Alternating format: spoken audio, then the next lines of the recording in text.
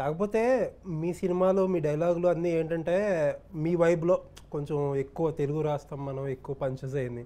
ఆయనేమో భాస్కర్ గారు వేరే లాంగ్వేజ్, మీ ఇద్దరికి ఎలా సింక్ ఎలా కుదురుద్ది? నాకు చాలా ఫ్రీ హ్యాండ్ ఇచ్చాడు సార్ ఆయన. ఓకే. నాకు ఆయన అబ్సల్యూట్లీ నాకు సీన్ పేపర్ ఆయన ఇచ్చేసి, ఈ సీన్లో నేను డెలివర్ చేద్దాం అనుకుంటున్న కంటెంట్ ఇది, నేను ఈ సీన్లో చెప్పాలనుకుంటున్న విషయాలు ఇవి, ఈ 3 విషయాలు నేను చెప్పాలనుకుంటున్నాను, అది ఇంకా కంప్లీట్గా నువ్వు నీ స్టైల్లో నువ్వు చెప్పేసి, ఏదైనా కొంచెం అటు ఇటు జరిగినా కూడా ఆయన వచ్చేసేవాళ్ళు, ఇది ఒక్కటి అవాయిడ్ చేద్దాం మనం అని చెప్పి డన్. చాలా యాక్చువల్లీ ఫ్రీగా జరిగింది మా ఇద్దరి మధ్య. బట్ మిగతా కోస్టార్స్ అందరూ స్ట్రగుల్ అవుతారు కదా అప్పటికప్పుడు. అంటే ఒక మంచి డైలాగ్ పట్టుకుని ఆ మాడ్యులేషన్ని పట్టుకోవడమే కష్టం సార్. ఇంకా దానివల్ల మిగతా స్ట్రగుల్ అవుతారంటే ఇంకా అవ్వాలి సార్, తప్పదు. ఎందుకంటే ప్రాబ్లమ్ టు హ్యావ్ అంటారు. It's a good problem to have. అంటే డైలాగ్ లేకపోవడం, మాడ్యులేషన్ లేకపోవడం అనేది అవును, more worse problem to have కదా. సో ఓకే, దీనివల్ల మీరు కొంచెం ఇబ్బంది పడుతున్నట్టు ఏమనుకోకుండా పడండి అని మేము వి ఆల్సో. కాదు, ఇప్పుడు ఒక డైలాగ్ చెప్తారు కదా, స్పాంటేనియస్గా ఒక డైలాగ్ చెప్పేస్తారు కదా. ఇప్పుడు 1 more అని ఎవరన్నా అన్నారు అనుకోండి, 1 more మీ వల్ల లేకపోతే ఇంకొకరి వల్ల, ఆ ఫ్లో అలా ఎలా మెయింటైన్ చేయగలుగుతారు? రాదు సార్ అప్పుడప్పుడు. ఇప్పుడు మీరు చూసిన లాస్ట్ టేక్ ఏదైతే ఉందో అది మొత్తం వైడ్లో సింగిల్ టేక్ అది. ఓకే, దాని తర్వాత ఒక డైలాగ్ ఉంటుంది సినిమాలో, ఆ డైలాగ్ కట్ అయిపోయింది అక్కడితో, ఎవరో పక్కన ఏదో సరిగా వర్కౌట్ అవ్వక ఏదో టైమింగ్ ఏదో వర్కౌట్ కట్ అయిపోయింది. నేను 5 టేకులు చేసేది, దాని తర్వాత అది మళ్ళీ రాలేదు అలాగే. ఎందుకంటే నా ప్రాబ్లం ఏంటంటే నేను ఏం చేస్తాను నాకే తెలియదు, అక్కడికి వెళ్ళిన తర్వాత నాకే తెలియదు ఒక ఎక్స్ప్రెషన్ ఏమొస్తుంది, ఒక బాడీ లాంగ్వేజ్ ఏమొస్తుంది అని చెప్పి. ఆ మూమెంట్లో లాస్ట్ అయిపోయి చేసే పని కదా. అవును, అంత ట్రై చేసి మళ్ళీ ఫస్ట్ డే పెట్టాం మళ్ళీ. కరెక్ట్, అంతా చేసి మళ్ళీ ఫస్ట్ టేకే పెట్టామండి. ఏంటి ఇందాక మీరు ఆ ఈవెంట్లో ఎక్సైటెడ్గా చెప్తున్నారా చార్మినార్ సీక్వెన్స్ గురించి? ఏంటి చార్మినార్ సీక్వెన్స్? అది భాస్కర్ గారు చాలా బిగినింగ్లోనే డిజైన్ చేసిన సీక్వెన్స్. నాకు చెప్పిన వెంటనే చాలా ఎక్సైటింగ్ అనిపించింది. ఒక మీ ట్రైలర్లో కూడా చూసుంటారు, ఒక 2 షార్ట్స్, కొన్ని షార్ట్స్ నేను ఒకరి మీద లేసి కొడతాను. అదేంటంటే ఒక ఫైట్లా కాకుండా ఒక సాంగ్లో ట్రీట్ చేసాం. ఓకే, ఇంటర్వెల్ టైంకి కొత్తగా అనిపించింది నాకు. సంథింగ్ న్యూ, బికాస్ ఫైట్స్ అంతా చూస్తూ ఉంటాం, సంథింగ్ న్యూ. అంటే ఇందాక మీరు మాట్లాడుతా హాలీవుడ్ స్టైల్ ఆఫ్ టేకింగ్ అన్నారు కదా, వాట్ ఈస్ దట్? అదేనండి, అంటే ఐడియా వైజ్ నాకు ఏమనిపించింది అంటే, మనం ఇంగ్లీష్ ఫిల్మ్స్లో చూసుంటామేమో ఇట్లాంటి ట్రీట్మెంట్, తెలుగు సినిమాలో అంతగా చూడలేదేమో అని అనిపించింది అనమాట నాకు. అందుకే అన్నాను, నేను చాలా ఎక్సైట్ అయ్యాను అనమాట ఐడియా నాకు చెప్పినప్పుడు. ఇలా ఉంటుంది ఒక యాక్షన్ సీక్వెన్స్ మొత్తం అంటే, సేమ్ లెవెల్లో ఒకవేళ మనం తీయగలిగితే, మీరు చెప్పినట్టు లెవెల్లో ట్రాన్స్లేట్ చేయగలిగితే స్క్రీన్ మీదకి చాలా బాగుంటుందండి అని అనిపించింది. అయ్యిందా చూసుకున్నారు?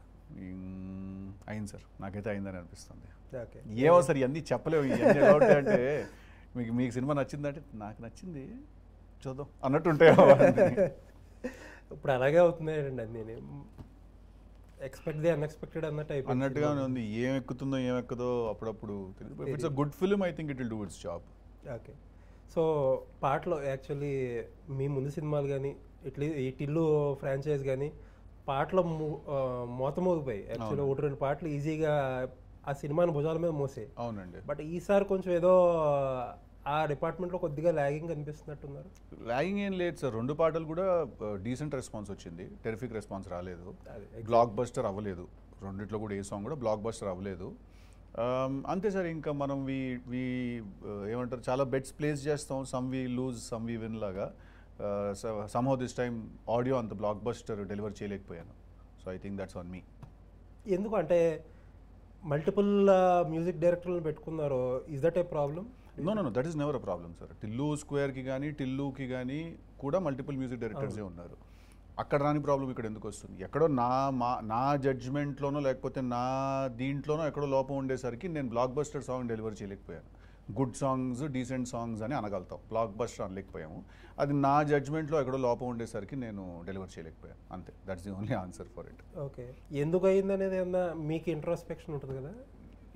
ఏమో సార్, ఎందుకైందంటే ఆ పాయింట్ ఆఫ్ టైంకి బుర్ర సరిగా పనిచేయట్లేదేమో, ఆ పాయింట్ ఆఫ్ టైంకి బ్రెయిన్ జడ్జ్మెంట్ స్కిల్స్ కరెక్ట్గా వర్కౌట్ అవ్వలేదేమో. ఓకే, అది ఎక్కడో అవుతుంది అనుకున్నాం.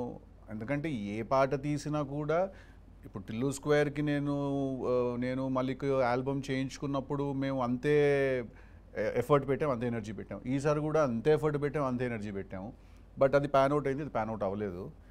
ఇంకా అది ద వే వరల్డ్ ఫంక్షన్స్ ఏమో. అది అంటే రాత్రి అందరూ పడుకున్నాక మీరు ఒక్కళ్ళే లేచి కూర్చుని ఎందుకు ఇలా జరుగుతుంది అని ఆలోచించి కొన్ని నిర్ణయాలు తీసుకుని కొన్ని ఎలాంటివి ఉండవా మీ దగ్గర? అంటే అదే అదంతా చేసే పంపామంటున్నాం పాట బయటికి.